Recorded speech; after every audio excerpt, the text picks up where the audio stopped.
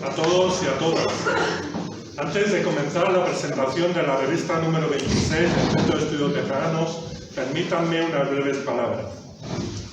Fomentar actividades científicas, literarias, artísticas y en general culturales relacionadas con Béjar y su entorno geográfico e histórico. Este es uno de los principales fines del Centro de Estudios Bejaranos, tal y como consta en sus estatutos, con el que este Ateneo Cultural creo que comparte bastante.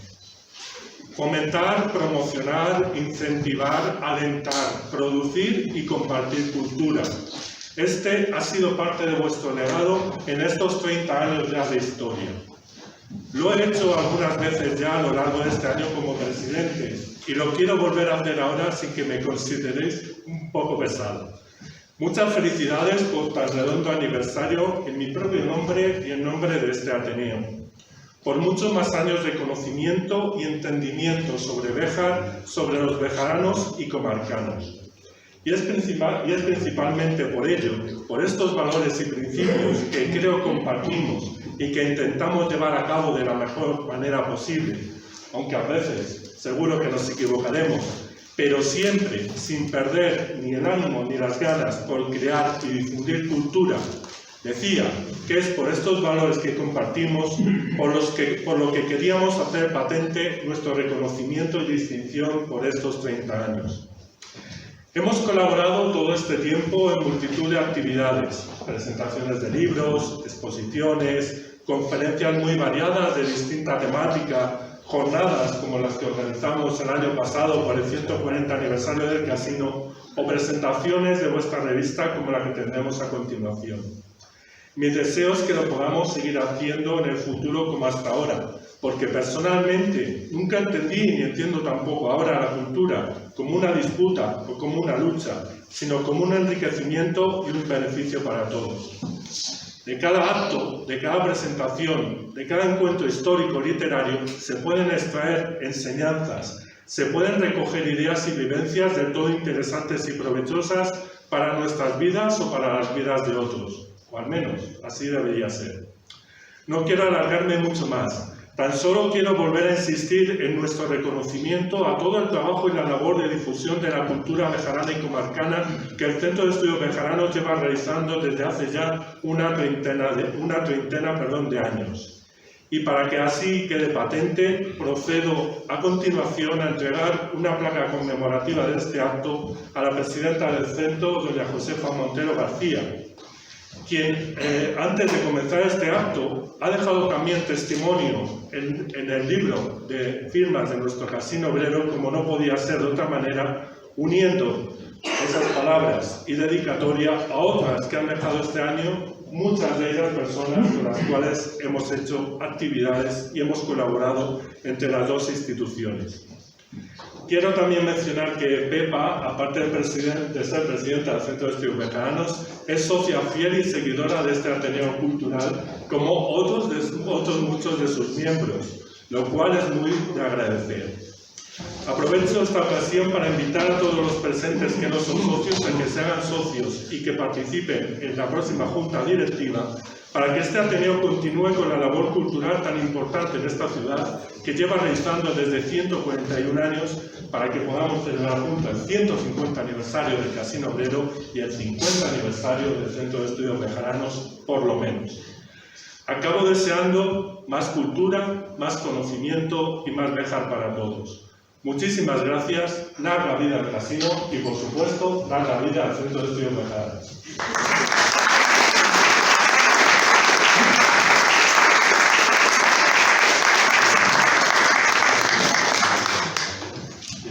Lo hacemos aquí para que se vea lo que hay.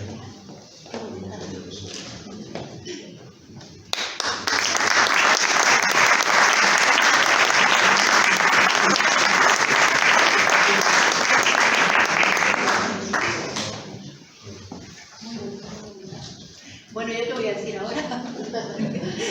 Muchísimas gracias, Iván. Y bueno, yo todo lo que has dicho de la cultura lo suscribo y es un grandísimo honor para nosotros pues, recibir esta distinción de una de las entidades más importantes en la cultura, si no la más, que lleva ya pues estos 141 años de andadura y hemos los hemos seguido personalmente por los que han cabido en nuestra trayectoria vital y es cierto, espero que sigamos colaborando, os tenemos que agradecer muchísimo porque ya sabéis los asistentes que la mayor parte de nuestros actos los hacemos aquí, nunca hemos tenido el menor problema, siempre todos son facilidades y estamos muy agradecidos.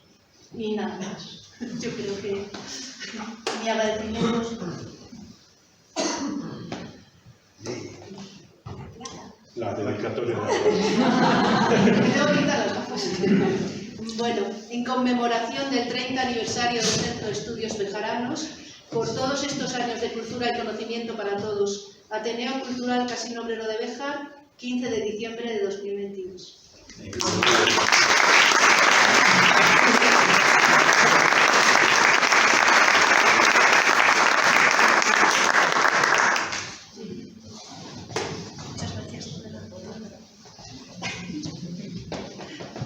Bueno, vamos a comenzar con la presentación de la mesa.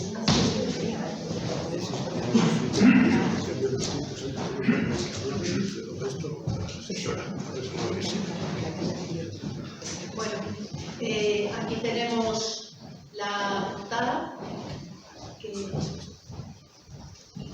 está aquí, bueno, a lo mejor aquí estaba buscando una buena. Esta portada se debe a Manuel Elices, está aquí su hijo y su sobrino, a quienes agradecemos profundamente que nos hayan pedido esta acuarela tan maravillosa, que la verdad es que embellece muchísimo nuestra revista. Entonces estamos muy contentos de tener aquí pues, una imagen de vida a un bejarano muy importante. Roberto, si quieres decir unas palabras, vente para acá.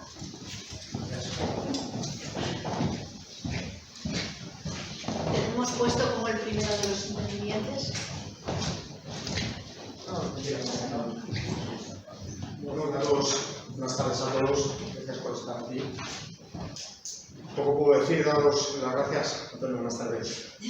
Daros las gracias al Centro de Estudios Bejaranos, al Casino Obrero, por haber elegido una obra de mi padre para la portada encima de la revista que corresponde al 30 aniversario. No puedo decir nada más. ¿Qué queréis que os diga? Gracias.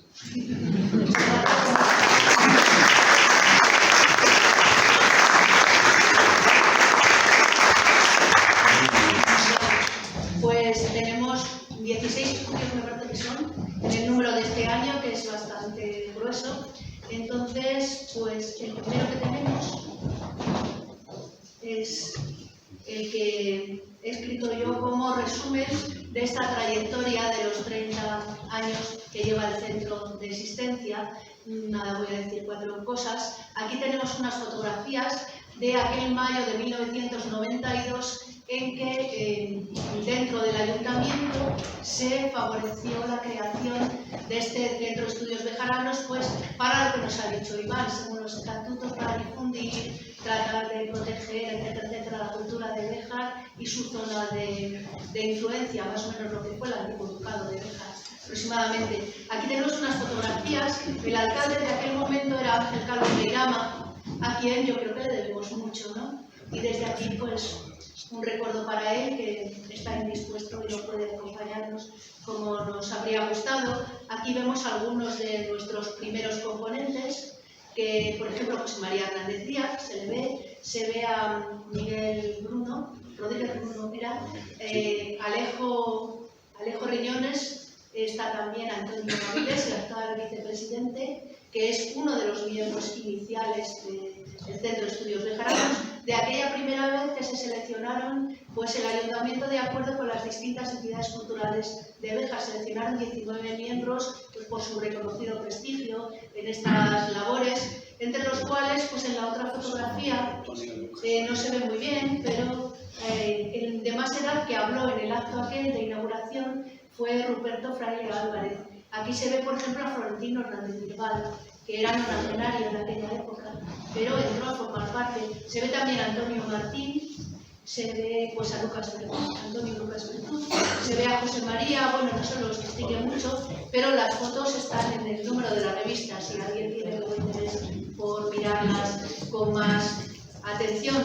Hay aquí fotografías de distintos actos. Está nuestro primer presidente, que se encuentra también presente en la sala, Manuel Antonio Marcos Casquero, aquí se le ve, con Ángel Calvo Meirama y con Ruperto Fraile Álvarez en la fotografía de arriba de la derecha. Se ve también a Juan Belencela en la otra que está. Esta es del discurso, la lectura del discurso de ingreso de Antonio Martín. Se ve a Antonio Martín, a Alejo Riñones y a Juan Belencela. En la otra se ve a Florentino Hernández Tribal, a nuestro entonces presidente, que era Manuel Antonio Marcos Casquero, y a Ángel Calvo Meirama. Bueno, entonces el artículo va sobre la trayectoria, incluso un poco cómo funcionamos, lo de que tenemos que hacer un discurso de ingreso, el tipo de publicaciones, llevamos más de 80 publicaciones en todos estos años, en fin, la historia y todo lo que debemos a todas las gentes que han formado parte de esta entidad desde el primer momento, que ahora, claro, estamos recogiendo el trabajo de todos ellos durante nuestra andadura. Bueno, el siguiente estudio es de Javier Ramón Sánchez Martín, que está por ahí, aunque no lo veo.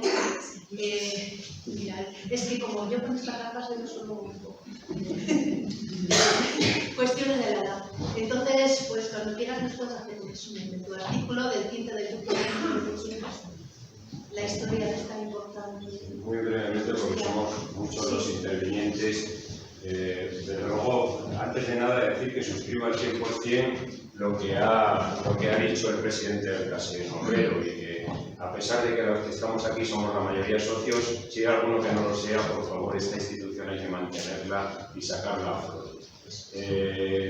Respecto a la revista, yo creo que va cada vez adquiriendo más importancia.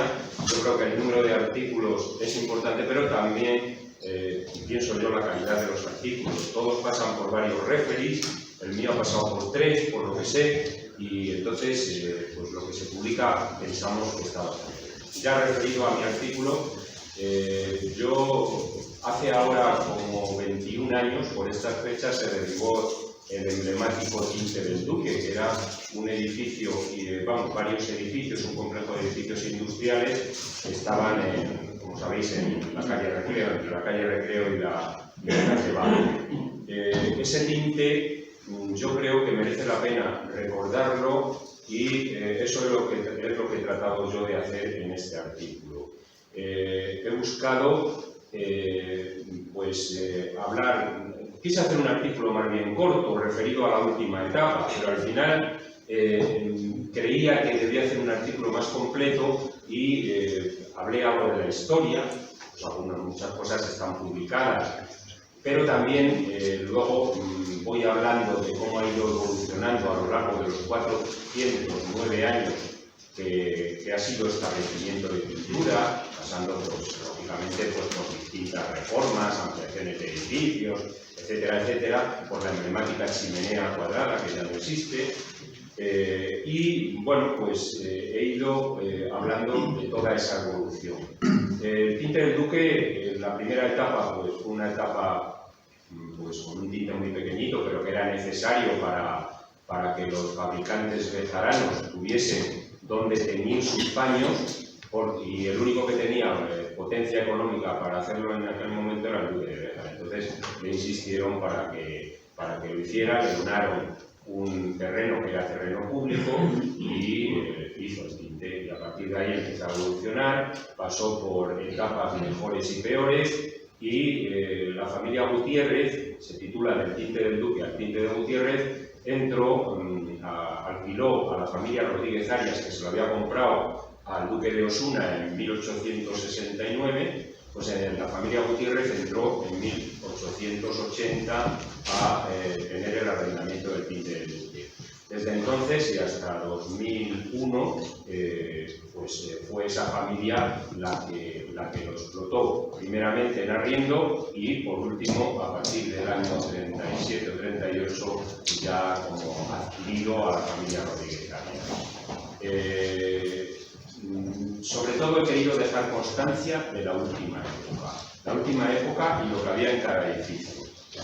Al principio, pues tengo que agradecer enormemente a Rufa Gutiérrez Tellez, hija de Felipe Gutiérrez Morales, que ha puesto a mi disposición muchas fotografías y también pues bastantes documentos, ¿no? lo cual me dará pie para que pueda sacar más trabajo sobre el tinte del Duque. También a Lorenzo Bonnai, que ha sido tintorero en el tinte del Duque durante muchos años y que con una memoria pues afortunada me ha ido explicando durante mucho tiempo lo que había en cada sitio. Y desde luego yo también ese tinte para mí fue muy importante porque cuando existía la especialidad de Ingeniería Técnica Textil dirigía a varios alumnos, bueno, alumnas en realidad, el proyecto fin de carrera que lo hicieron ahí.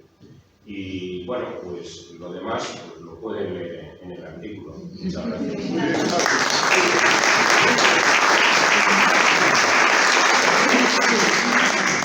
Bueno, el siguiente estudio que tenemos es de Manuel Antonio Marcos Casquero, que llamamos aquí al estrado.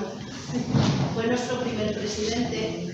Luego, pues las circunstancias de la vida le llevaron fuera de Béjar y ya no pertenece al centro, pero colabora con nosotros siempre que puede. Cuando quieras. Eso tenemos ahí, la primera vez que tuve contacto con él, con este Dintel, fue el año 1970, cuando justamente en compañía de Diego Galva, de Julián Álvarez Villar y un compañero mío de promoción, también del Departamento de Arte, yo soy de clásica, no de arte, me acompañaron a visitar ese museo, que era una amalgama, ahí había de todo. Estaba la obra de Mateo Hernández, estaba el legado de Valeriano Salas y montones de restos arqueológicos. Entonces estaba esto. El año 2000 fue trasladado a donde está actualmente, que es el claustro del convento de San Francisco, allí al intemperie. Me llamó la atención, por cierto, cuando hizo la visita de este museo, le llamó tanto la atención de todo el contenido, a pesar de que eran documentos últimos, que se le vino a la idea de hacer el catálogo del año 1972 que se publicó. Y en él, refiriéndose a este Dintel, dice simplemente Dintel escrito en letra gótica de final del siglo XV o inicios del siglo XVI. En medio hay un escudo de la familia Zúñiga y se refiere a un santo. Bueno, yo cuando volví a partir del año 2000 a encontrarme con eso me llamó la atención porque no solamente es el hecho de lo que dice, que tampoco es gran cosa, es el Salmo, es el versículo 12 del Salmo 84, bueno, el 85 en realidad es la edición más solética de la Vulgata, en que dice algo así como Veritas de terra orta es de lumen de caelo prosperis. Es decir, la verdad surgió de la tierra y la luz la contempló desde el cielo. Dicho así, uno se empieza a preguntar por qué, en qué época fue escrito y por qué se colocó en el sitio en que seguramente estuvo colocado.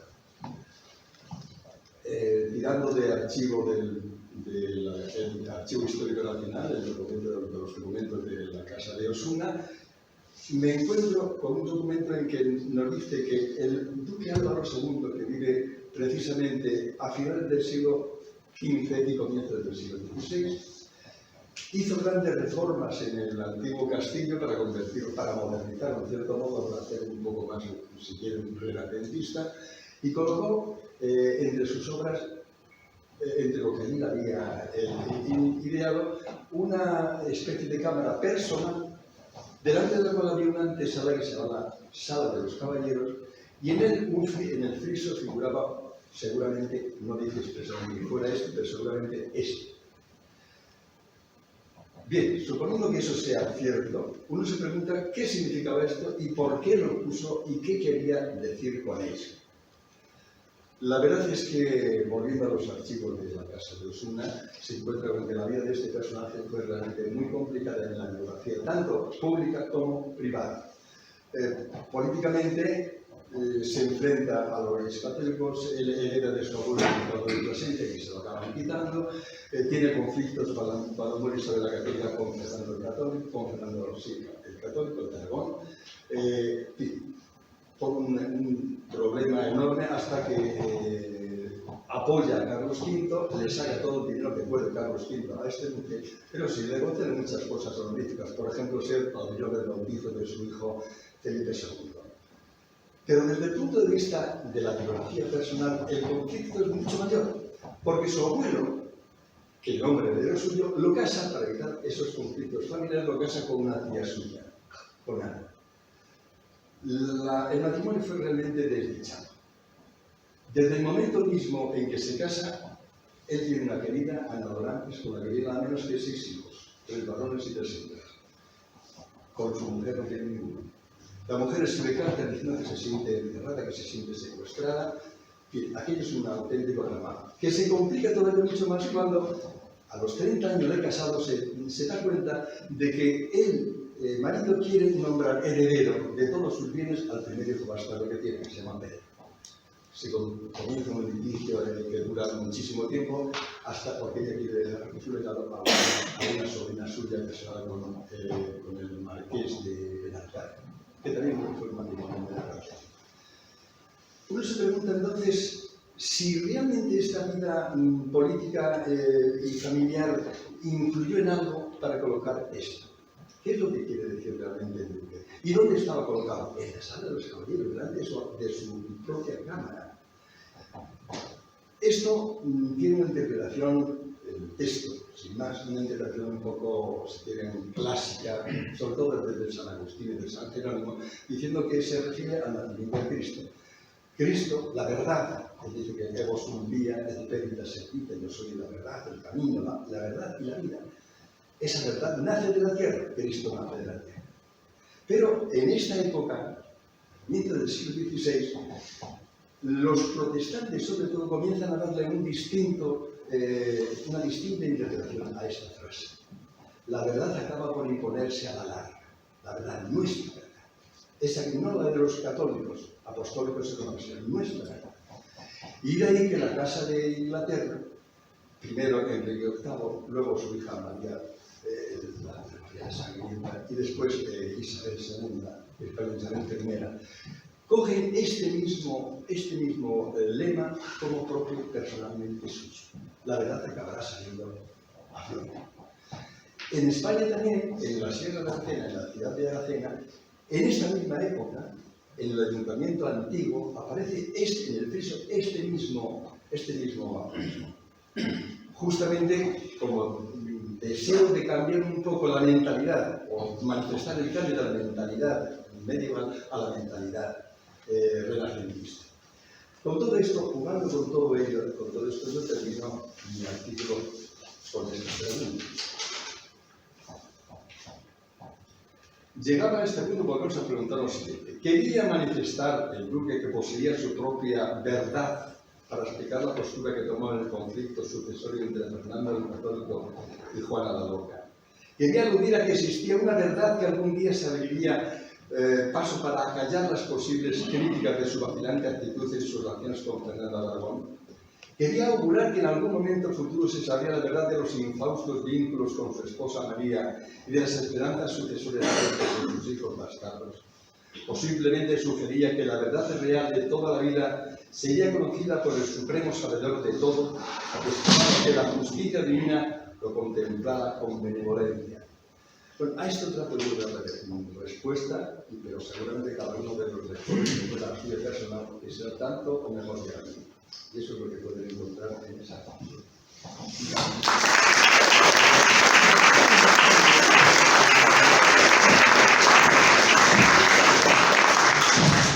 Muchísimas gracias.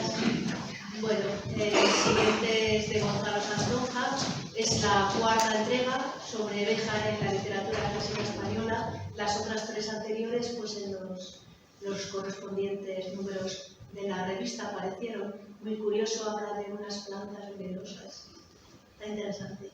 Bueno, el siguiente tenemos aquí a su autora, Teresa López Hernández. Es un estudio interesantísimo sobre una institución benéfica que hubo aquí en Béjar, la cocina económica, estudiada entre los años, fueron 1890, 1940, 50 años. Nos lo va a resumir ella misma.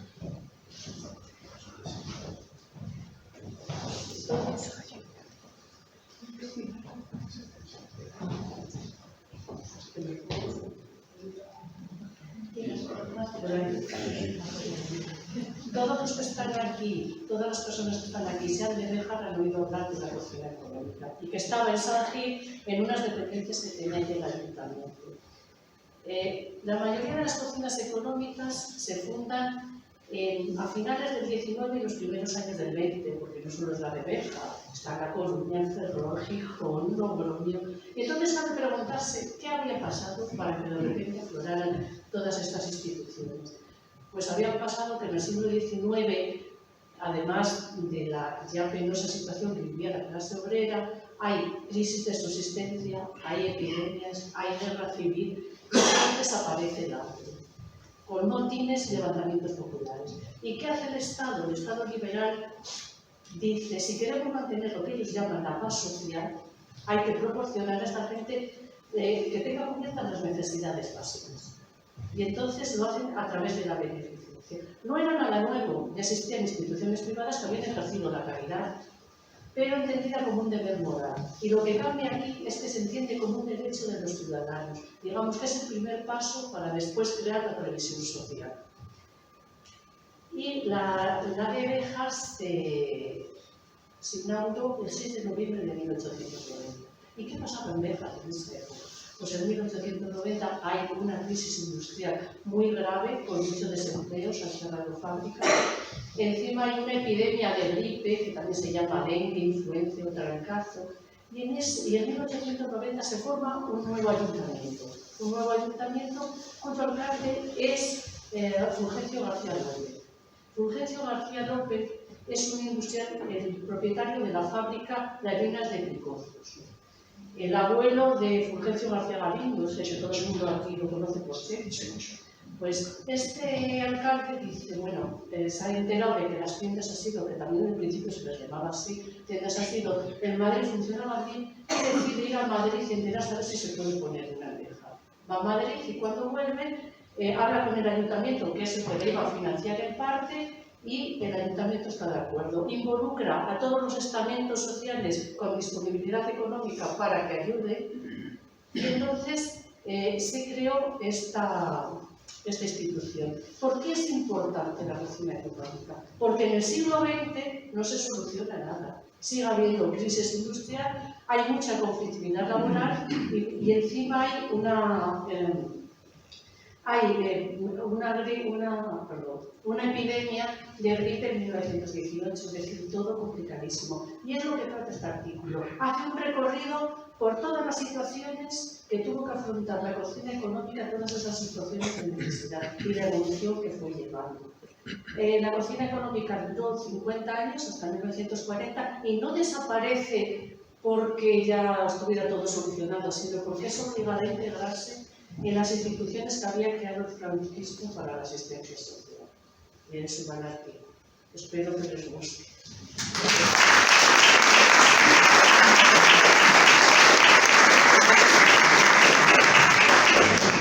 Muchas gracias, Teresa. Después tenemos otro estudio, 3 fotografías inéditas de la capilla del Hospital de San Gil, 1893-1894, Historia y Arte, Carmen Casco Matas y Roberto Domínguez Plata.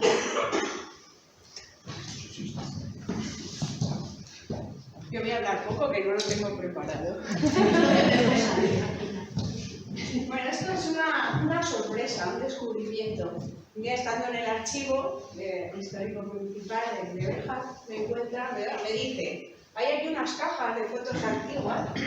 Hay aquí unas cajas de fotos antiguas, voy a ver si te interesa echar un vistazo. Y efectivamente eran todas muy interesantes, eran casi todas de los años 50, de los años 90, pero de repente me encontré al fondo de la caja estas 3 fotografías que vemos aquí y me quedé sorprendida. Digo, mirando primero, digo, esta es una iglesia, pero no la reconozco así por principio, ¿no? Pero luego fijándome mucho más detenidamente, pues está claro que la foto que veis superpuesta es la capilla de San Gil, es la capilla del Hospital de San Gil, veis las tablas de San Gil. Lo que pasa es que, claro, lo veis muy oscuro porque imaginamos cómo debían de estar en aquel momento. ¿Cómo deduzco la fecha exacta en la que se realizan estas fotos? Pues resulta que por lógica tenían que ser justo cuando se desmantela la capilla, porque realmente las otras dos fotos, que vemos que son los altares laterales, ya no existen. Es que no es que fueran trasladadas a la nueva ubicación que son en San Francisco en el año 1893-1894, que directamente no sabemos qué pasó con ellas, a lo mejor sí se llegaron a trasladar y no quedan restos de ellas. Lo curioso es que también sabemos el autor, tiene su sello, Nicolás Capdevila y Sevilla, que era un profesor de la Escuela de Artes e Industrias de la época, que se ve que le avisaron para que hiciera las fotografías. ¿Y por qué este interés? ¿Qué tenía que ver la Escuela de Artes e Industrias en ello? Pues porque el ayuntamiento iba a ceder, cuando se produjera la desacralización de la capilla de San Gil, se iban a ceder para realizar, pues, sobre todo creo que era de clases de dibujo por el asunto de la luz, porque tenía mucha más luz. Eso es lo que se dice en la documentación. Detrás de todo esto además estaba el arquitecto municipal, que es Benito Guitar Cruz en aquel momento, que es el quien realiza todo ese traslado. Pero además en esas fotografías vemos también el Cristo yacente, que justo está debajo de las tablas de San Gil, que ahora está en el Museo de Arte Sacro, en la iglesia de Santiago. Se ven también cómo alrededor de esos retablos está pintada también, haciendo un trampantojo de lo que eran los retablos, que era algo muy a la moda del siglo XVIII, que es cuando se hace la remodelación de la capilla. Y también se ven engrafiados, unos engrafiados que son muy similares a los que vemos hoy en el claustro bajo del convento de San Francisco. Pues con toda esta amalgama de datos que tenemos aquí, pues desglosamos, lo utilizamos para hacer un recorrido por toda la historia del edificio, después pasamos al fotógrafo y luego la parte artística. Eso es más o menos, utilizando esa excusa de las tres fotografías, lo que hacemos Roberto Domínguez Blanca y yo.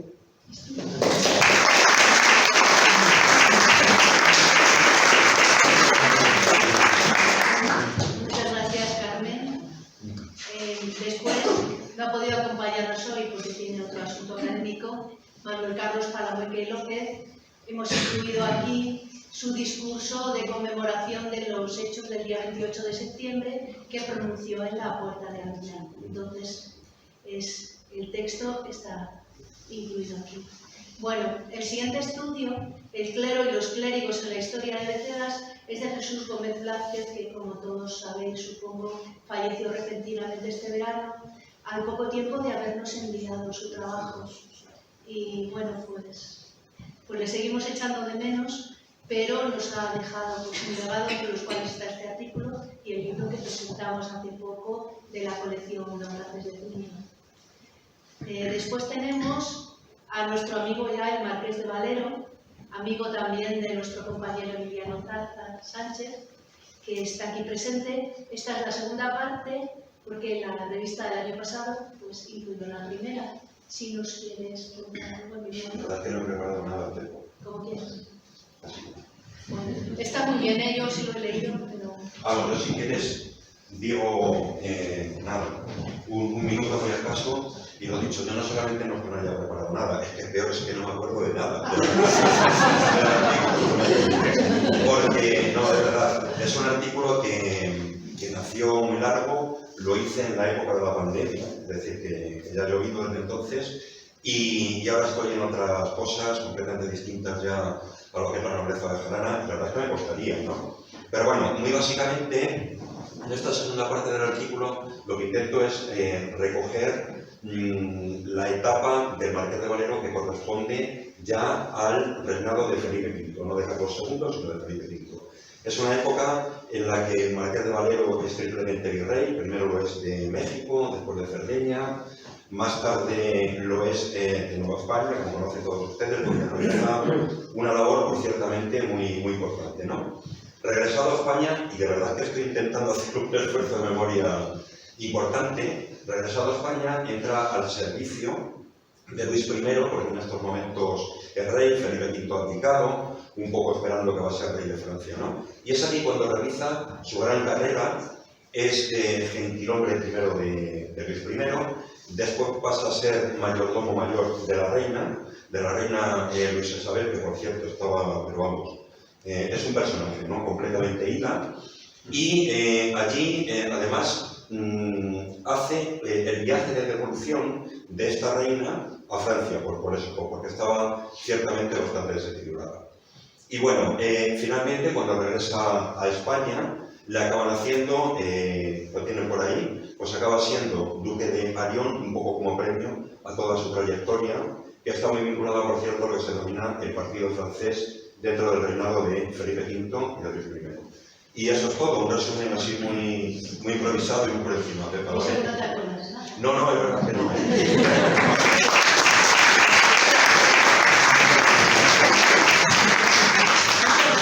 Claro que te he cogido además aquí a traición. Nada, no te preocupes, lo peor es que tengo de las evoluciones. Claro. Bueno, el siguiente estudio, Isabel no ha venido, ¿no?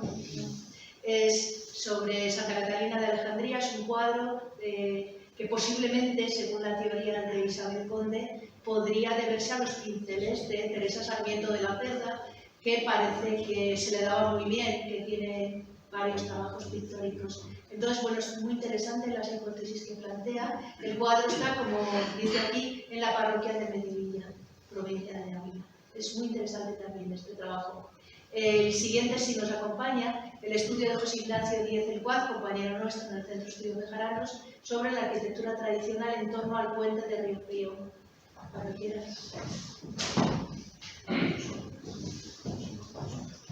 Buenas noches. El trabajo mío se centra sobre un paraje, que es la zona del puente de Río Frío, un paraje que todos ustedes conocen, pero que tal vez no todos lo hayan visto con detenimiento. Todos pasamos por allí y pasamos con el coche, como he pasado yo hoy, pero no nos paramos a pasear esa zona. Y sin embargo, para mí creo que es un paraje más interesante de lo que a veces imaginamos, porque concentra tres puentes históricos, uno del siglo XVII, que nadie lo ha visto, pero sabe. Otro del siglo XIX, que es el puente Viejo de Rocío, es el que estamos viendo ahí, y luego el puente actual, que es también un puente muy interesante del siglo XX. Aparte de estos tres puentes, se conservan también dos molinos, los restos de dos molinos, una historia muy curiosa en ambos, aunque yo no voy a entrar en ello. Es una zona también de cruces de caminos, se conservan allí los restos, bueno, se conservan varios ventorros, es una zona, inicialmente cuando surge el paraje, es una zona de paso, importante, es una zona donde se dan los ventorros. Los ventorros eran lo que llamaremos un merendero o un mesón donde uno va y come, pero no donde se aloja es una venta. Bueno, eran ventorros, se conservan algunos de ellos, de hecho lo que se ve al fondo es parte de un ventorro, y las viviendas, es decir, es un paraje más interesante de lo que en principio puede pensar. ¿Y cuál es el motivo que me llevó a mí a centrarme un poco, a pararme un poco y ver este lugar con detenimiento? El motivo fue unas fotografías muy buenas, magníficas, que se conservan en el Archivo Histórico Provincial. Estas fotografías se hicieron como consecuencia de un accidente que hubo allí, un accidente tremendo en 1930, un autobús que venía de Salamanca con unos turistas que iban a ver Castañar y que iban a subir después a Candelario, pues tuvo ahí un volcó, perdió los frenos, perdió control, murieron aproximadamente unas 10 personas, otras tantas resultaron heridas. Fue un accidente que fue recogido por toda la prensa nacional y tuvo un gran impacto. Y ese fue el desencadenante de estas fotografías tan magníficas que me llevó a estudiar un poco el paraje, el lugar, analizar los caminos, porque como decía también es un lugar interesante de vías antiguas y de vías modernas. A mí me hubiera gustado poder saber quiénes eran los personajes que aparecen. Aquí vemos algunos, por ahí los más en las otras fotografías, esto es muy difícil. Lo único que yo he tratado de ver es qué eran estos edificios que aparecen en esas fotografías, ¿no? Tratar un poco de documentar esas fotografías. Porque para nosotros, los que nos dedicamos a la arquitectura, a la historia de la arquitectura, las fotografías antiguas es un elemento clave, nos permite saber qué es lo que se hacía antes, qué es lo que se hace ahora, qué esperamos, qué deseamos en un edificio, cómo hemos reformado esos edificios, porque ahora pretendemos otras cosas, queremos grandes ventanales, queremos revertir los edificios a la altura si podemos, para sacar más espacio. Y bueno, analizar y comparar unas fotografías con otras tienen también su interés. Y esto pues, me lleva a hacer también unas reflexiones urbanísticas, un poco de cómo cambia la ciudad y la necesidad que hay de revisar, que es un poco la conclusión a la que yo llego, la necesidad que hay en Béjar de revisar el plan de urbanismo. El plan de urbanismo en Béjar tiene una necesidad urgente de reformarse, sobre todo en materia de protección. Hay unas carencias que han llevado a la pérdida de los edificios, antes se hablaba aquí del tinte del Duque, hay otros edificios que se han ido perdiendo, y Béjar como ciudad está perdiendo parte de ese patrimonio histórico. Es verdad que el patrimonio que yo analizo aquí es un patrimonio modesto, no estamos ante grandes edificios, ante grandes construcciones, son ventorros, son edificios modestos, pero que tienen su interés. Y en el caso de Béjar, lo que se está produciendo es, sí, la parte interior del casco histórico se conserva relativamente bien, pero lo que es todo el entorno que rodeaba la ciudad está desapareciendo en aras de esa construcción de estos edificios nuevos. Y es verdad que una ciudad necesita espacio urbano, necesita crecer, necesita nuevos edificios, pero yo creo que eso no debe conllevar la pérdida de un patrimonio histórico, de un patrimonio singular, de un patrimonio cada vez más reducido en la ciudad. Y eso es un poco el contenido de este trabajo.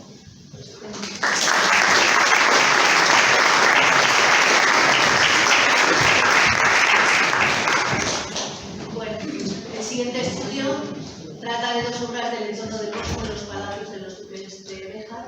Interesante también, Francisco García Martín, que no se encuentra, no nos ha podido acompañar hoy. El siguiente autor tampoco está, no está, ¿verdad? Óscar Rivadeneira estudia un documento interesante, muy concluyente, y otros dos reveladores. Está muy bien el estudio también, aconsejo su lectura. Este es de Manuel Carlos Palomeque, este está muy bien también. Es de por qué y cómo José Antonio Sánchez Paso mudó el personaje literario. El dibujo se lo debemos a Óscar Rivadeneira, está muy bien también. Entonces, bueno, pues es estupendo. Él analiza en las obras de Jambrina, de Luis García Jambrina, hay un impresor por ahí que se llama Sánchez del Paso, una cosa así es, ¿no? Hace ya tiempo que lo leí. Y bueno, pues la teoría de Manuel Carlos es que está inspirado en, como parece propiamente, ¿no? Está muy bien analizando cómo trata el personaje, la lectura en relación con la persona de José Antonio en la vida real. Después tenemos uno de Miguel Sánchez que es de Baños de Montemayor. Estudia sobre los esclavos en Béjar en la Edad Moderna y analiza algunos documentos. Y es muy, muy interesante porque, no sé, pues tampoco es muy normal pensar que aquí había esclavos, ¿no? Siempre pensamos así a nivel general que no, que en nuestra zona, ¿no? Pues sí, y está muy bien documentado. Adrián García escribe sobre Béjar y la Segunda República, una aproximación al bienio 1931-32, y es un gusto conocerte, Adrián. Me va a resumir su artículo. Bueno, pues primero buenas tardes, me presento, soy Adrián García. Bueno, como diría el profesor de San Pedro, voy a hacer una intervención un poco al método alemán, que viene a poner en el papel.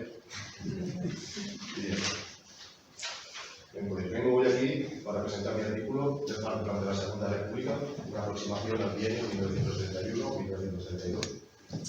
Me gustaría presentarme brevemente, dado que esta es tanto mi primera vez en colaboración con el Centro de Estudios Bejaranos, mi primera publicación en calidad de autor.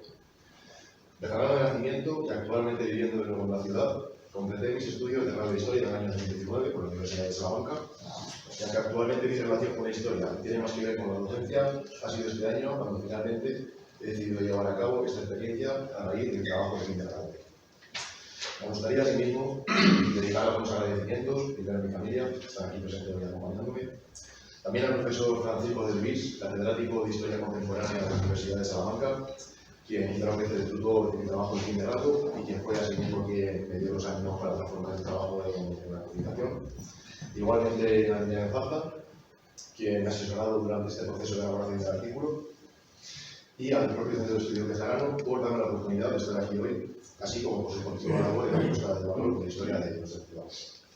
Ya propiamente sobre mi artículo, y de una manera breve, para dejar al lector que descubrir por sí mismo nuestra ciudad a principios de los años 30, la intención última de este trabajo es dar a conocer de un modo intermedio entre la investigación científica y la información, a aquellas personas ajenas a la disciplina histórica las características que presentaba Béjar en una época no tan distante en el tiempo, en la que convergieron contrastes sociales con problemáticas económicas, así como discrepancias religiosas. De igual modo, la temática tratada en el trabajo refleja una ciudad sometida a fuertes cambios y tensiones, como ocurriría en la época con cuestiones como el equilibrio de la industria textil o la situación de desempleo, unidos, no obstante, a labores principalmente relacionadas con aspectos sociales y en los que la ciudad de Béjar contaría con la presencia y colaboración tanto de ilustres personajes como Filiberto Villalobos, Miguel de Unamuno, así como instituciones históricas como el propio Casino Obrero de Béjar. Dicho todo esto, no me queda más que invitar a todo el mundo a leer el ejemplar número 26 de la revista Estudios Béjarnos y agradecer vuestra atención y vuestro tiempo, así como agradecer una vez más al Centro de Estudios Béjarnos su invitación a este evento. Pues espero que esa sea la primera de muchas ocasiones. Muchas gracias.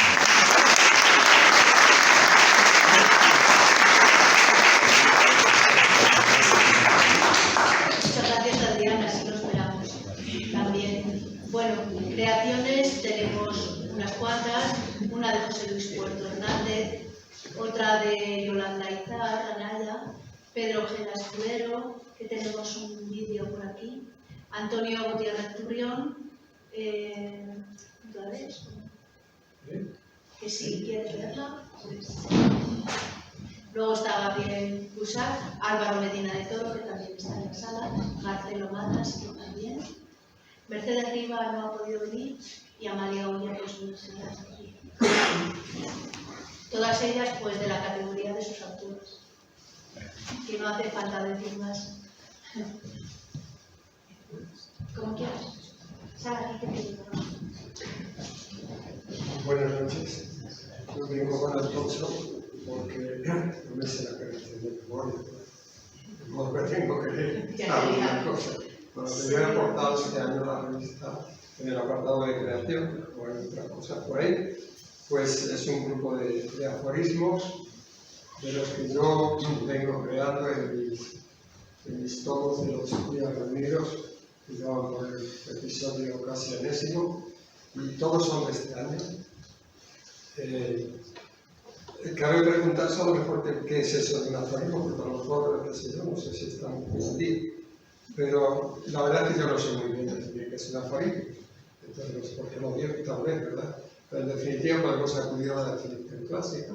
Por cierto, estoy viendo allí algunos de aforismos y seguramente habrá más tiempo para charlar y comentar esta serie de cosas. Bueno, decía, la RAE lo define como, si lo encuentro, como frase o sentencia breve y doctrinal que se propone como regla en alguna ciencia o arte. Bueno, yo creo que por mucho que se diga de los aforismos, al final tendríamos que abreviar y reducir a dos elementos esenciales. El primero es el de la brevedad y el segundo el de la potencia, para que sea capaz de infundir en nosotros algo así como una explosión para que desarrolle un pequeño mensaje. La brevedad y la capacidad de influir en nuestra vida. Aforistas ha habido a lo largo de la historia, pocas veces hasta podemos hacer todo lo que queramos. Bueno, yo he incluido aquí una serie de ellos, unos que caminan, son un poco dispersos, pero hay grupos que caminan hacia digamos, hacia el contenido más, si me permiten, filosófico, conceptual, y un otro grupo que más bien camina hacia el sentido poético. Voy a leerles algunos y los demás, creo que si hay algunos sábados, porque se acerca a leerlos en la revista que parece la presenta. Bueno, por ejemplo, puede ser este pequeño grupo. Bueno, perdón, los aforismos no se pueden leer o no se deben leer todos seguidos, cada uno es autónomo y por tanto hay que dejar un breve silencio, aunque sea muy pequeño, para que el lector, en este caso para que el escuchante, reflexione y reaccione, aunque sea mínimo, de modo que hay un pequeño silencio y continúe. A mi vida le faltan tantas cosas, pero te tengo a ti y eso me basta. ¿Cómo se mide el PIB de la felicidad?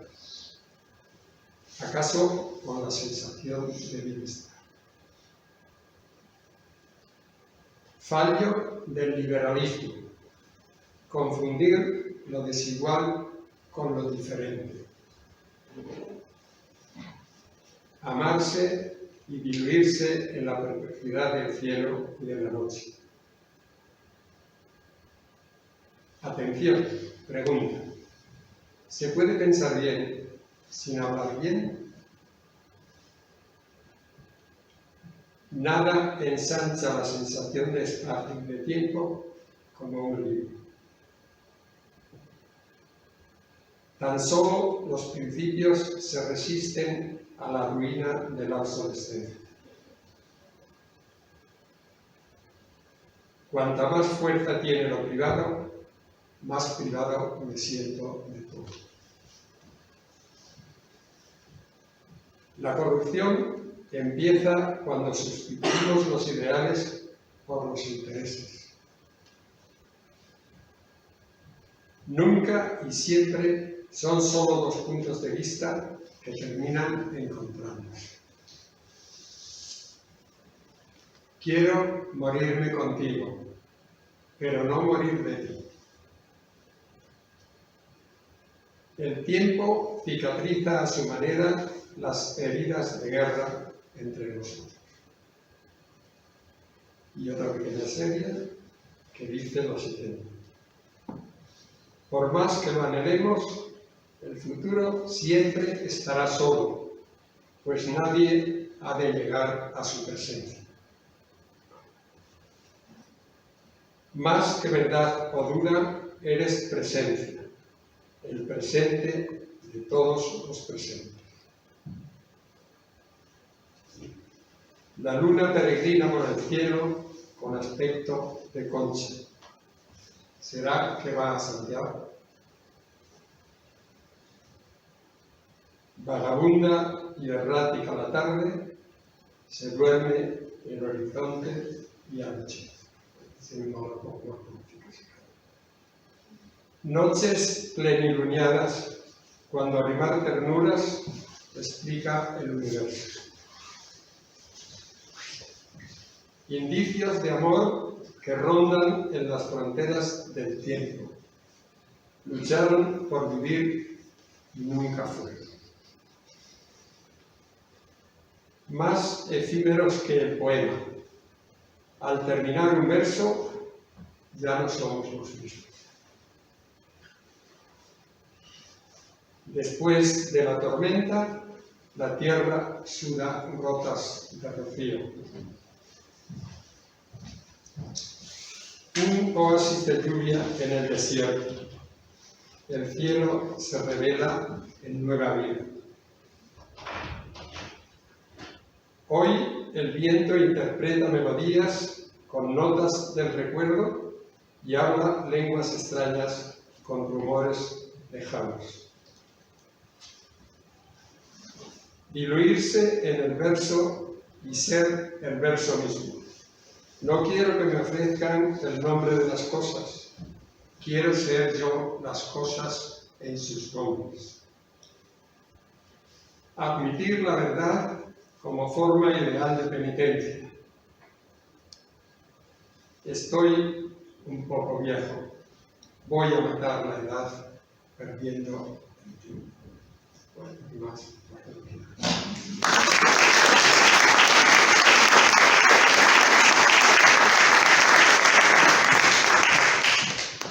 Aquí tenemos la lista de creaciones. Bueno, tenemos un par de intervenciones en vídeo que yo creo que las podemos hacer. Como quieras. No sé, podemos salir de aquí. Como queráis. Bueno, hay una serie de reseñas de libros. José Ignacio Díez del Cuas, bueno, los libros, por ejemplo, El Tesoro Samurái de Béjar fue el premio Ciudad de Béjar de 2019. Y bueno, pues este libro es nuestro, claro, del Centro de Estudios Bejaranos. Después tenemos los de Antonio Sánchez, La tarjeta postal ilustrada en Béjar, de la Judería de Béjar, fruto de la beca que dotó el Ayuntamiento en 2020 y se materializó en esta publicación. sobre donde se encontraba la judería de Béjar. El otro es también publicación nuestra sobre la epidemia de gripe en la colección Barrio de Jarana, la epidemia de gripe de 1918 en el partido de Béjar. Bueno, y aquí están los nombres de los autores de estas reseñas. Tenemos más, Luneando, la reseña José Nicas Montoto, el libro Pinceladas de Historia de Jarana de Carmen Cascón, lo reseña Óscar Rivadeneira, y los dos libros de nuestro compañero José Luis Puerto, El fulgor de madre y la alberca Memoria y Patrimonio, el volumen 1 los ha dado, lo reseña Antonio Gutiérrez Turión. Será ya el subconsciente de las fechas.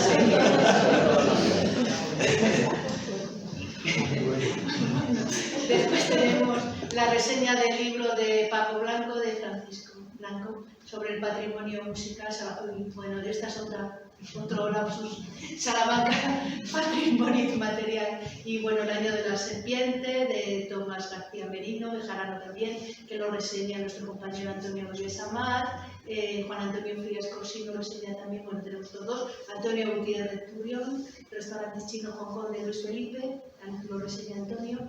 Y del chorizo y los choriceros de Candelario lo reseña Juan Antonio. Aquí está la memoria gráfica que no puede faltar en nuestra revista. Este año trata de los 100 años que hace de la visita del rey Alfonso XIII a Béjar. Se encargan de ello Juan Antonio Frías Corsino y Antonio Sánchez. ¿Nos quieres contar algo? No. Bueno, miráis las fotos en el ejemplar de la revista. Y bueno, ahora ponemos las dos intervenciones que están grabadas. Agradecemos muchísimo a todos nuestros colaboradores. Muy grande tenemos que poner la Diputación de Salamanca porque ella costea la revista íntegramente y gracias a eso nos permite hacer pues otra serie de publicaciones y actividades. Por supuesto, a los colaboradores este trabajo es altruista, todo el mundo interviene desinteresadamente. A los miembros del CEF, a nuestros compañeros, son una base fundamental para que esto salga adelante. Bueno, a los miembros de la Junta Directiva, que estamos todos aquí esta tarde. Ismael Sánchez es quien nos maqueta todos estos trabajos, que lo hace muy bien y ahora mismo es un amigo más. La Diputación, por lo que he dicho antes, y el Ayuntamiento de Béjar, que gracias al cual subsistimos y bueno, nacimos dentro de él y siempre pues tenemos que agradecerle muchas cosas. Aquí hay una foto de uno de los plenos, los que asistimos. Y creo que ahora, ¿cómo es esto? Porque yo como soy de Apple, esto lo digo muy mal. Lo de los vídeos, ¿cómo hago? Cierro esto. Ciérralo. Sí, abro. Ahí están. Aquí está el de Miguel Sánchez. Vamos a ver si se ve correctamente. No es porque no se ve.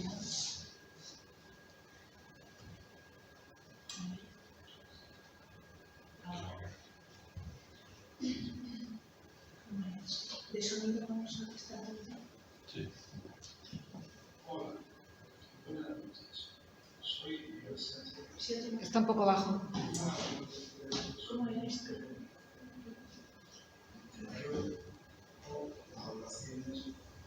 Está todo en lo que En trabajos anteriores me he acercado a lugares vecinos, como el mayor, mi pueblo, Cierro y mi caballera.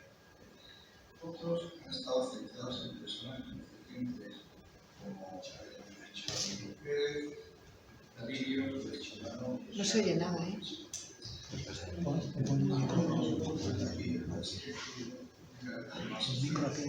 Claro.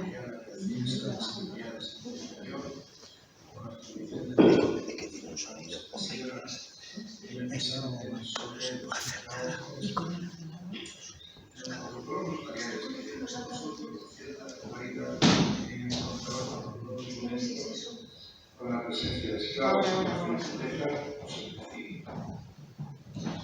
de los documentos inmediatamente dos preguntas. ¿Quiénes eran los dueños? ¿Quiénes eran los esclavos? Los dueños, los amos, son casi todos miembros de la pequeña nobleza conocidos que aparecen con frecuencia en la historia de Béjar. Moreta, Muñoz Aguilar, Dorantes, Oviedo, o de servidores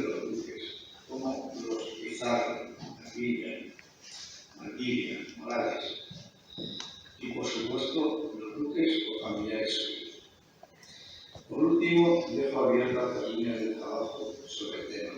Aquí partimos de los protocolos legales, pero la visión debe completarse con el examen de otras fuentes. Los libros parroquiales son imprescindibles, como el dato proporcionado por Carlos de Trascón y otros que yo mismo he encontrado para Montemayor ponen de manifiesto.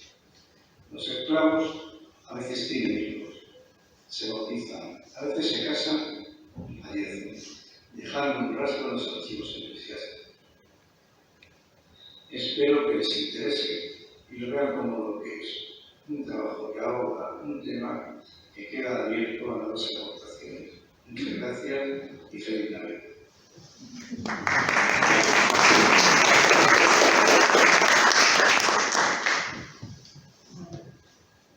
A ver, este es Pedro Ojeda.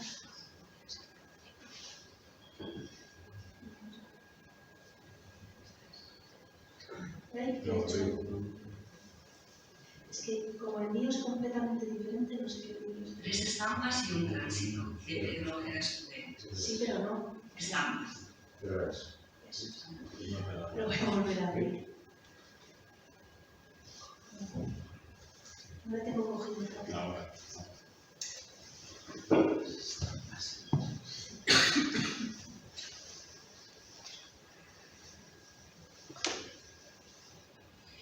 Tres estampas y un tránsito, de Pedro Ojeda Escudero. Estampas. Primera. La primera blancura de la nieve trae la feliz noticia del siguiente. La ciudad abandona su existencia, deja de ser, no existe más, no importa. Todo es ya cielo libre, presente, necesario, imposición del tiempo que nos sana, que busca nuestra infancia como regalo. Mala, eres tú antes de ti. Tendrás un nuevo tiempo de su mano si aceptas la promesa de esta nieve que cae hoy sobre la ciudad sin que se dé importancia, como si siempre fuera la condición del ser. Ve como nieva sobre todas las cosas y la gente. La nieve, tiempo raso. Segunda. Que pronto ha florecido el jaramago, como si avecinara el año próximo. Yo salvo el canto ligerísimo, su viejo nombre viejo. Todavía diciembre, y surge de la tierra para hacerse flor y canto en el borde del solar. ¿Qué me dice tu voz tan de mañana? Que llegara la siembra en su tiempo, que las próximas nieves calmarán las heridas abiertas en los pechos, que todo saldrá bien si tú floreces. Solo y hacia muy dentro, sigo con mis preguntas, camino de las calles abiertas, hacia el día como si siempre fuera fácil la primavera. Tercera. Protégete de la noche, de los aullidos del viento que busca herir el cuerpo como los perros feroces. Tengo un gran cardo en las manos para colgarlo en tu puerta, como el sol que te proteja cuando no esté en mis brazos. Que nos sorprenda la noche, abrazados en la sierra, rodeados de las piedras, con todas sus muchas voces, la voz de la jauría, la voz negra del pueblo, la del pino quemado, la oscura voz del niño, la de la madre muerta, la voz entre los chopos, la espesa voz del sapo, la de la estrella triste, la de la sucia charca. ¿Ves el cardo entre mis manos como ilumina tus labios? Tránsito. Y si todo es un tránsito cansado hacia la nada, y he llegado allí, pero nadie me da un toque en el hombro para llamarme tonto, y que lo deje porque ya no me quedan más jornadas de ir y venir, poner la lavadora, limpiar la casa una y otra vez, hacer la cama donde fijo sueño, mirar el microondas y ducharme, salir a trabajar, tomar café, esas cosas que a todos nos importan. Qué muerto soy de todos los nacidos, conmigo aquel lejano mes de agosto, y que han ido cayendo en la refriega hasta llegar aquí. No el viejo, sí, más afortunada. Si podemos llamar fortuna a ver cómo te mueres allá y aquí, por todas las esquinas, sin haber preparado un epitafio, ni ensayado una muerte como un tinte de ligero de heroísmo, ni una frase que recuerde a aquellos que te amaron, un puñado pequeño de personas que te olvidarán tan pronto, que ni tu nombre saben para hacerte ver. Ya no te quedan más de aquellos que venían contigo a todas partes. Cojas la casa y te reposes. No queda nadie más que tú en tu vida que lleve la factura de la muerte.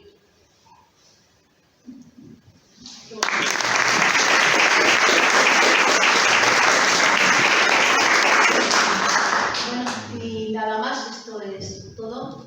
Muchísimas gracias a todos por acompañarnos en este día importante y como siempre ha sido. Y mañana más. Gracias.